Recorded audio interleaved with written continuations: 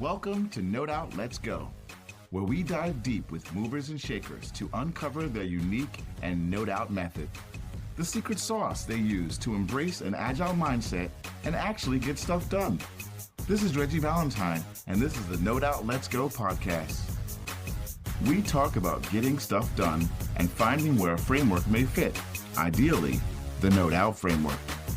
The underlying concept of the show is that everyone is agile. They just don't know it yet. Tired of procrastinating? Ready to get stuff done? This is No Doubt Let's Go, the show for doers, dreamers, and everyone in between.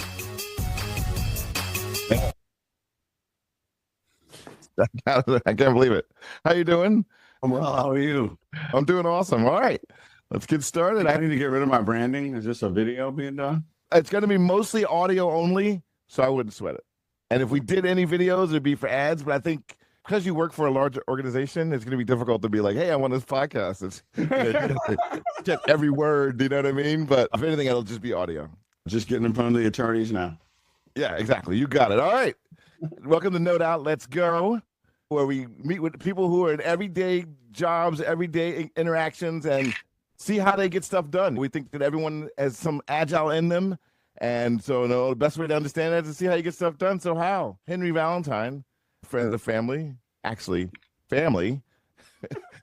How do you get stuff done? Most times friendly. How do you get stuff done? Ooh. It's funny you mention that because one of the things I think leaders love about me is that I'm a GSD guy. It might not be as much of a compliment as I want it to be. I think there are modes, right? The key here is enrollment. Yeah, you're not on an island. Other people need to be enrolled in the purest sense of the word and what needs to get done. In the absence of enrollment, you are going to get resistance. You are going to get cynicism. You're going to get doubt. You are going to get, pun intended, you are going to get fear, uncertainty, and doubt. And so you need to overcome those things. First and foremost, you have to establish credibility. That credibility builds things like trust, especially when you start to do these hard things. Can I trust you? Can I trust you? And I think that's a lot of what folks are looking for as they start to roll up their sleeves and frankly take a risk on doing something potentially hard or aggressive or out of their comfort zone. So now, tactically, maybe this is probably a survival mechanism. My first tactic is charm. I'm a charming guy. This is a really cool thing. We should do this thing. It's cool. Let's go get it done. Wouldn't it be fun? Don't you like me? And then my second one, if that doesn't work, is logic. Here's all the reasons why it should be done. We've got the cheat tree. This is the risk reward. And then sometimes you get to that doesn't work. The third one, which is because I said so. Because at some point we got to do it. All those other things are just not enough for you. We're just, it's because we're doing. And those sound like the same 3 levels for parenting. As well, probably more about parenting. You love veggies, don't you? It's fun. Trust me. You will live longer. You'll have longevity. Eat them. All right. So you talk about trust, and I have to stay saying trust is the incremental value of delivery. Delivery is the currency of trust. So you already talked about the 3 stages. Are those the 3 ways that you encourage them to trust you, or is there something that you do to get them to trust you first as a servant leader? I'm trying to think more about your question. How do they get to trust you? Like, how do they say, do they trust you because the boss says you gotta I remember my train of thought. AI tools are there for a reason.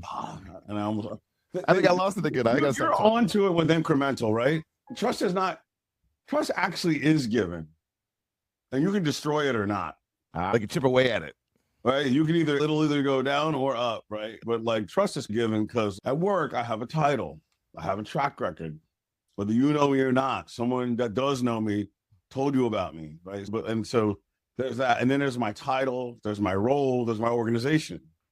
Right? It doesn't mean I can survive indefinitely if I'm going to go road trust around the organization. But the key here, and there's a Microsoft, Amazon competency, right? I've only heard the negative version of it, which is erodes trust. You go into a meeting with a group of people and you say a bunch of me and I, that certainly will erode the trust of your teammates and they will be less likely. Incremental is really more of how I get shit done and how we get shit done, which is now more than ever, stop sitting down trying to figure out how to get it right. Do something and pivot. Fail fast. Just Fail fast, learn faster. do something, right? You just gotta go. You can't possibly know all of the variables. My CISO has a great quote. He said, now I got to remember. Well, it's not his. And you might need to find this. Again, this is going to be a lot of editing for you. I feel no worries. The script for me. Plans are useless, but planning is everything. You can have the best laid plan ever, and it's not going to turn out the way you wanted it to go. But the planning that you did gives you the opportunity to see how you can tweak that plan quickly. Exactly. It's like Mike Tyson said, everybody's got a plan until they get punched in the face, but it doesn't go down. It's let me try something else. Or you do go down. Right? You know, if you didn't have a plan B and you look around and everyone that was behind you was like, I'm out. We have a phrase called pivot without remorse. So at Blackstone, we use that a lot. We're just going to pivot and no one's going to feel bad about it. And we're not going to look back and talk about why we pivoted. We're just going to all pivot without remorse. And that comes from resiliency. How do you stay resilient? How do you not get down with the failures? How do you treat rejection as your ally? I don't do well with rejection. It is as old as time immemorial. There is a North Star. Where are you headed? Where's the vision? What are you dealing with? Start with data, right? If you're looking at something in a cybersecurity world, like account takeovers, work small to big to small, divide it up. Don't try to bite the whole thing. Not everything is the same size. Beware the single solution. I think the key to resilience is flexibility. And it's also doing it the right way, which is one of our mantras at the company I work for, which is just doing it the right way, always. And then you have something foundational, like some integrity to fall back on. How do I get others to rally and motivate? I assume that everyone wants a great outcome, no matter what words are coming out of their mouth or what things are coming through an email. Have you ever been in a situation where, hindsight being 2020, you found that there were people who did not want to see the outcome be successful? Or if they weren't involved in the outcome, they didn't want it to succeed? Okay, so rule one, involve everyone in your outcome. Even if they want you to fail, they prefer to take credit for the success as well. Yeah, that's true. So we're always, that's the we part, not the I part. Right. Yeah, involve everyone. You really do. Some folks are always going to be like, you didn't include me. You don't include me enough. And I'm like, I get it. I'm going to keep swinging. I'm going to keep trying. Now, how do you include people? When you say include, are you including them in every meeting or just copying them on an email? What does it mean to include, or is it different for different people? We tend to have to tackle problems or look strategically at problem avoidance. I'm in identity, so it actually does impact everyone. Yeah. But so the way you involve folks is like, hey, we know we've got this problem. We're going to start looking at some solutions. Who from your organization would you like to be a part of these conversations? I know you guys are all busy. Shouldn't be everyone, but what's the best way to keep you informed? From the jump. I'll meet you where you are. And then you also have your formal communication plan, right? Which is very waterfally, but the point is there's a steering committee, a working team. They brought her like those things, your communication plans, there's your RACIs, all of those things, right? Those Yep. helpful. But more and more, as we flatten our organizations, the RACI is becoming a little bit obsolete. It's almost like everyone is accountable. What's accountable mean? What's responsible mean? Yeah. Are we jockeying to not have an A or an R under our name, or do we all want to have all the rate? Because recently, we're in every column. Right, exactly. We're all responsible. We're all accountable. We all should be consulted. You know what I mean? Which is a contrast from 15, 20 years ago, where the leader just wanted to know who's in my single throat to choke. Yeah, right? exactly. The single ringable neck. Yes. Yeah, it's much more PC than I said it. No, I have this framework, the no doubt framework. The NO is needs and objectives. You get that vision first right away. And the doubt part, it's a framework. It's like your approach, but it's also working through doubt. Do you have any way that you work through doubt or help others work through doubt? So we do a lot of Glengarry Glen Ross. Always be closing. And that's like closing tickets or closing tasks? We are selling ideas, and none of it matters if people don't execute. True. One of the things I do with my team is always lead everything with the why. Do not assume that the person you're talking to has any idea why you're doing that. And when you're in cybersecurity, the answer is always because I want to be more secure, but that's not the point. And depending on your audience, what does your audience care about? If we're talking about leadership, how does this impact revenue? Right? Is this a revenue opportunity? Is this an operational efficiency opportunity? What is this opportunity that we're dealing with? Making sure that you're always there, because you're going to meet resistance, you're going to meet headwinds. And at some point, it's going to get very, very hard. And you really need to, it goes back to trust, but you got to be able to say, remember, this is where we're going. Sometimes that's going to be as bad as a public incident against your company or your firm. That can be a great motivator. We want to not have that happen again, right? We want to make sure we have the right things in place to prevent that from happening. In cybersecurity, there's no finish line. The threat actors evolve as quickly as you come up with the thing that you think they're doing. There's patterns, or patterns change. You can't. I'd love to be able to just throw AI on something and just say, go look for weird stuff. Come back to me with a risk score. Yeah. Right? One pattern is so-and-so tried to log into something and then tried to log into something and failed and got locked out and waited, unlocked, and then tried to log into something and tried to log into something. That's a pretty easy thing for AI to pick up. Right? Except for the part where you don't know that Johnny got a new laptop. One was a Mac and one was a PC. And the thing is pinging in the background with his old password into the systems with the tokens that were on his old laptop. And they didn't decommission it properly. He's quarantined now and can't do his job. We're done. Moving on. Do you find yourself dealing with a lot more on a team level? We're all in this together for sure. But when I deal with the execs, their time is a factor. They don't have a lot of time. So it's generally around this concept of an elevator pitch. We have these little phrases that we use. What, why, how? What are we doing? Why are we doing it? And how does it impact me? I just heard recently from Bobby Brown, not the singer, but the conglomerate. She said the what, so what, now what? We talked about fail fast, learn faster, and pivot without remorse. Do you have any catchphrases that you use all the time? So for my team specifically, just to do a little bit of background, I'm in cybersecurity strategy and architecture, right? So strategy, architecture, roadmap, governance, execution, those things. My job is to make sure that they're not busy. On my role, I need to manage up and also manage my folks to manage up and manage down as well, because I can't be everywhere or I will fail. There are 20 things that come at us every day. You're probably going to get 3 of them, 7 of them done, and the rest may fall. Being able to prioritize as well, and also being able to touch things once. And this is where AI does help. AI is fantastic for summarize the 52-page email. Right? And by the way, whatever you think the summary is, I trust you more than I trust myself to spend 20 minutes reading it. Yes, I'll spot check, obviously.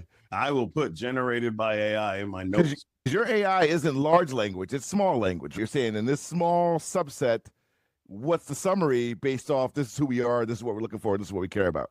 It's hybrid, right? And so we embarked down this journey with a product for AI that was going to revolutionize the workforce and back office. It's up to company that's hosting it in a public cloud.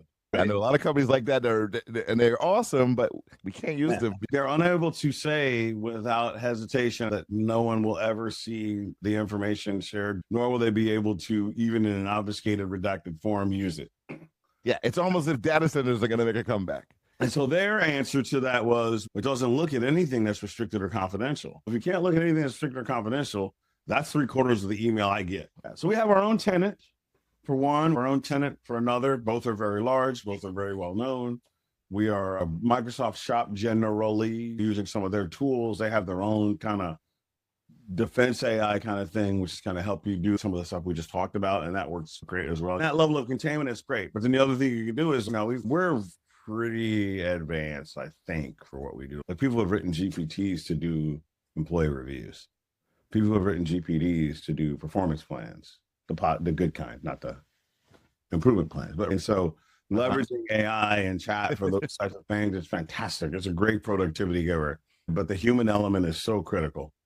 You have to read it. You have to do these things. Do I use it a lot? I do use it a lot, but I also reread things. With the internal version of that, I can say, here's generally what the status is from I need a version for John and I need a version for Joe. Joe happens to be a key stakeholder, but John is the CIO of the company. They're not looking at the same information. They're different. I have really got my team focused on one pagers, 5 W's and an H. To your point, I find myself, if I'm going to precision question you, I'm just going to say, so what? This, so what? Then if that does, so what? As you go back to the old Microsoft precision questioning days, I got it. What if I do nothing? Because you're like, I got this probably going to solve. And then, but it's not necessarily to be like, I don't want to do it, but it's to help you build that muscle into having an outcome-based conversation. What's the value of this? Obviously, you think it's valuable or you would be having this conversation. But at some point, we're going to need to do some level of prioritization because we're not overstaffed, overfunded, and undertasked. All right. So I'm glad you brought up prioritization because that was my next question. There's lots of different ways to prioritize. There's the Moscow method and the Eisenhower shortest job first. The one I just came up with this week, which is, what was it? Gain over grind. How do you prioritize work? You said you get 20 things in, 5 things get done, 5 things get looked at, and 10 things roll over. Do you have a prioritization mechanism, or is it whoever shouts the loudest or last in, first out? I need one. I do. I delegate a lot. I'm getting better at delegating.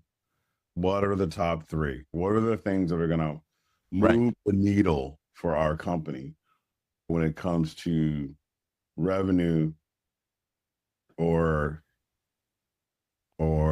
security posture? Yeah, there's something called weighted shortest job first, which is my favorite, which I'm renaming gain over grind. There's value, which is top of brain. How do I feel? What's important to me? There was opportunity enablement. If we do, this is going to help us do something later. There was risk reduction was another column. Yep. And I think the last one was time pressure.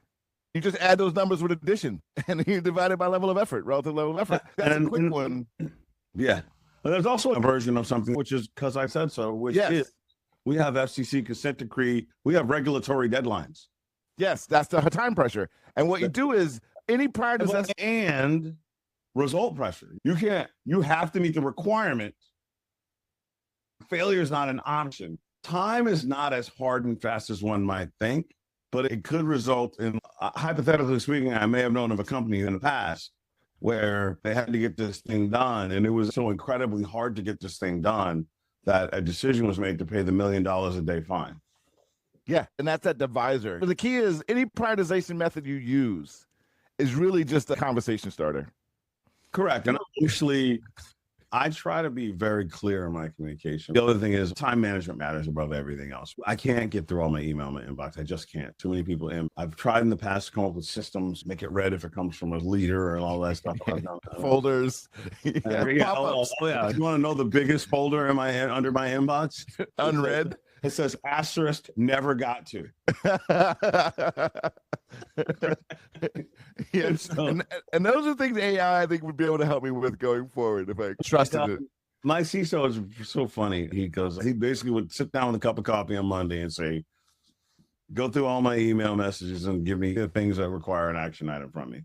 And then mostly to see what it spit out, because he's insanely thorough. He's on top of everything. But in our world, we do very little email. Our primary method of communication is chat.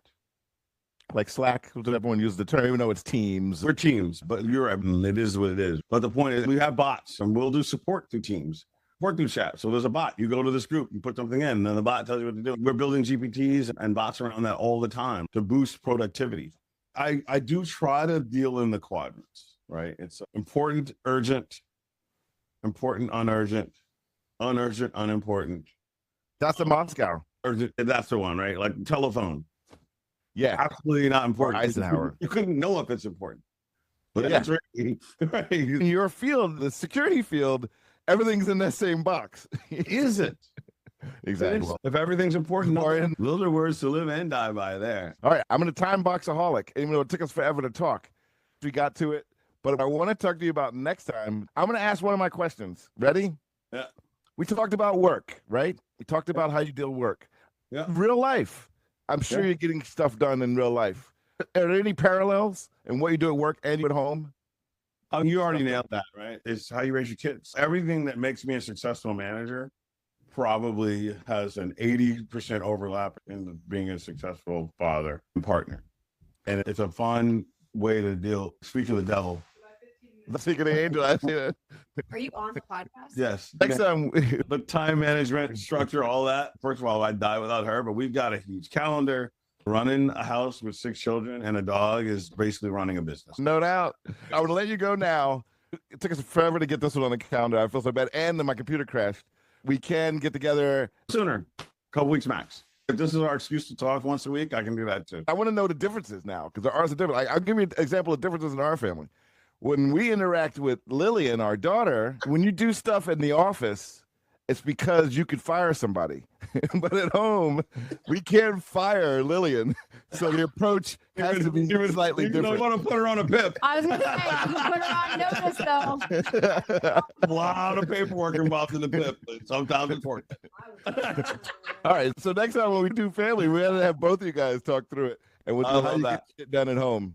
Okay. Awesome. All right. Love you. Don't use Scrum principles, though, just as a heads up. Is it all flow based? Yes, because that's what happened. We were planning a wedding, and Kara was like, "We got to do this. We're gonna have this. We're gonna have that." And I was like, oh, "Can you prioritize that list? This is 10. Everything else is 9." So Oh, thanks for that list prioritization. So we went to Kanban because Kanban is what you use when everything has to get done, and you're just doing it in the right order, and that's where the prioritization comes into play. Not so much prioritization, but sequence. Sequence is the solution because everything's got to get done. we're more Shark Tanky. Ooh, explain. That's what I He's lied. baiting you. I'm baiting you a little bit. We did have a conversation about summer activities. What are you going to do? One of them was like, I don't want to go to camp. Okay, you don't want to go to camp. What are you going to do? It's, I want to start a business. It's, okay, cool. Write it down. Pitch us. That's the Shark Tank. I love that. Pitch it. What's your business plan? Show me. How does this work Yeah, out? how to help you wake up better. I'm gonna let you go. Thanks again, Hal, Henry. Love you. Bye. Great to see you. Agile. It must be Italian.